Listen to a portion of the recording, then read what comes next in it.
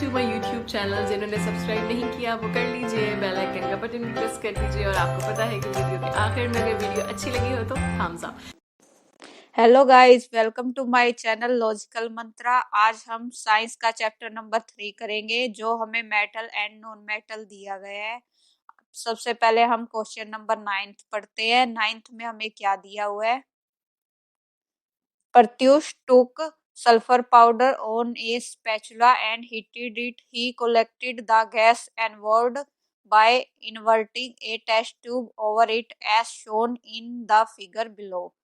तो सबसे पहले हमें क्या फर्स्ट पार्ट में हमसे पूछा गया है, ड्राई लिटमस पेपर पे कैसी रिएक्शन होगी और मोइस्ट लिटमस पेपर पे कैसे रिएक्शन होगी।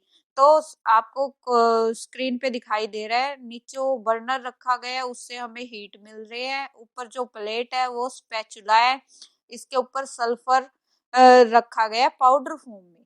ओके स्टूडेंट्स, और टेस्ट ट्यूब को इन्वर्ट किया गया है, उल्टा करके इस क्यों रखा गया है? क्योंकि हम गैस जो ऊपर उठेगी उसको कलेक्ट कर सके। तो अब हम सोल्यूशन देखते हैं। When sulphur powder on spatula is heated SO2 is form. हमारा क्या निकलेगा? हमारी निकलेगी SO2 निकलेगी, सल्फर डाइऑक्साइड बोलते हैं SO2 का केमिकल नेम, और ये गैस है। There will be no reaction on dry litmus paper, यानी कि हमारी ड्राई लिटमस पेपर पे कोई रिएक्शन नहीं होगी। जो रिएक्शन होगी हमारी मोस्ट लिटमस पेपर पे होगी। ये ब्लू लिटमस पेपर से रेड कर देगी। क्यों? क्योंकि सल्फर डाइऑक्साइड हमारा मॉइस्चर के साथ रिएक्शन करके सल्फरस एसिड बना देगा। ओके स्टूडेंट,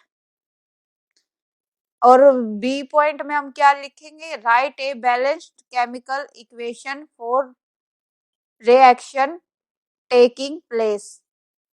तो इसकी रिएक्शन हमारी क्या होगी? SO2 वाटर के साथ रिएक्शन करके हमारा क्या बनाएगा? H2SO3, और हमारा ये सल्फरस एसिड बन के है SO2 वाटर के साथ रिएक्शन करके। और ये हमारा क्या है? लिटमस पेपर रेड से ब्लू में कन्वर्ट कर रहा है। अब हम क्वेश्चन नंबर 10 करेंगे। State two way to prevent the rusting of iron. Rusting को आयरन को रस्टिंग से बचाने के लिए हमें क्या करना चाहिए? इसके हमें टू वे है। सबसे पहले क्या? ऑयलिंग, ग्रीसिंग और पेंटिंग। हम क्यों करते हैं? क्योंकि इससे हम एयर और वाटर के कांटेक्ट में आने से आयरन को बचाते हैं, जिसके कारण वो वाटर प्रूफ बन जाता है और मॉइस्चर उसको टच नहीं कर पाता और रस्ट आ ही नहीं पाता। ओके स्टूडेंट्स, सेकंड पार्ट हमारा क्या आएगा? Galvanisation. An iron article is coated with thin layer of zinc metal. इससे हमारा क्या होता है? जिंक की हमारी एक लेयर बन जाती है, जिससे कि वो वाटर और एयर के साथ कांटेक्ट आने पे अपने इलेक्ट्रॉन रिलीज नहीं कर पाता, यानी कि जिससे हमारा रस्ट नहीं आता। ओके स्टूडेंट्स, अब हम क्वेश्चन नंबर 11 देखते हैं। What type of oxides are formed when non metal combine with oxygen. यानी कि अब हमारा क्या होगा? नॉन मेटल कंबाइन करेगी ऑक्सीजन के साथ, तो हमारा क्या फॉर्म होएगा? न्यूट्रल और एसिडिक ऑक्साइड। ओके, ये आप ध्यान रखोगे। जब नॉन मेटल ऑक्सीजन के साथ कंबाइन करते हैं तो हमारा क्या फॉर्म होता है? Neutral and acidic oxide. जैसे सी रिएक्ट करेगा O2 के साथ, तो हमारा क्या बन जाएगा? CO2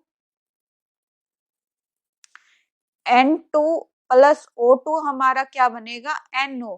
ये हमारा क्या आएगा? Neutral oxide. N2 2O2 हमारा 2NO2 बन जाएगा। ये हमारा एसिडिक ऑक्साइड हो जाएगा। S हमारा O2 के साथ कंबाइन करके क्या बना देगा? SO2। ये हमारा गैस एसिडिक ऑक्साइड बनेगा। ओके, अब हम 12th क्वेश्चन करते हैं। 12th क्वेश्चन में हमें रीजन देने हैं, जैसे कि platinum, gold, silver are use to make jewellery. ऐसा क्या रीजन है कि हम प्लेटिनम, गोल्ड और सिल्वर की ज्वेलरी बनाते हैं?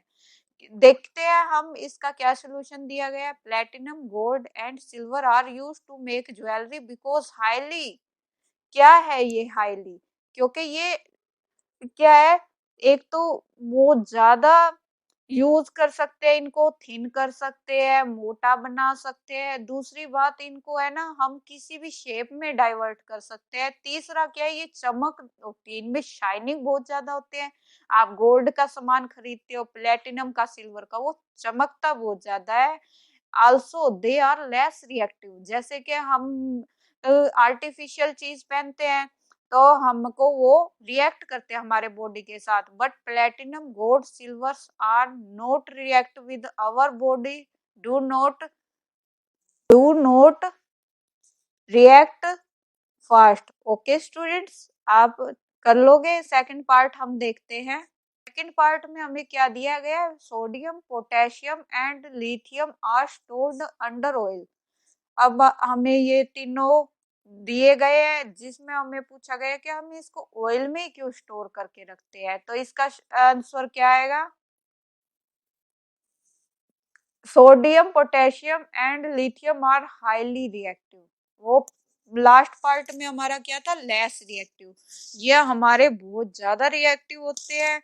और अगर हम इसको एयर में, वाटर में अगर थोड़ा सा भी रख देंगे ना, पाउडर की फॉर्म में या अनदर फॉर्म में, तो ये ब्लास्ट कर देंगे या फायर कर देंगे, तो हमारा बहुत ज्यादा डैमेज हो सकता है। इसीलिए हम इसको केरोसिन ऑयल में रखते हैं, क्योंकि ये एयर और वाटर की कांटेक्ट में ना पाए और ये ब्लास्ट ना कर पाए। ओके स्टूडेंट्स, और नेक्स्ट रीजन आप लिख, और ये क्या बनाते हैं, when the reaction is carried out with A limited supply of oxygen or air, the major product will be sodium oxide.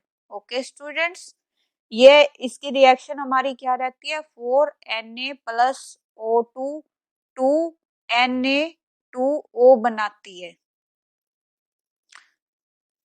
Next हम देखेंगे इसका थर्ड पार्ट।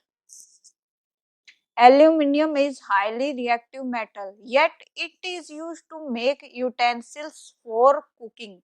यानी कि इतनी ज्यादा रिएक्टिव है, फिर भी हम कुकिंग के बर्तन बनाने में क्यों यूज करते हैं एल्यूमिनियम को।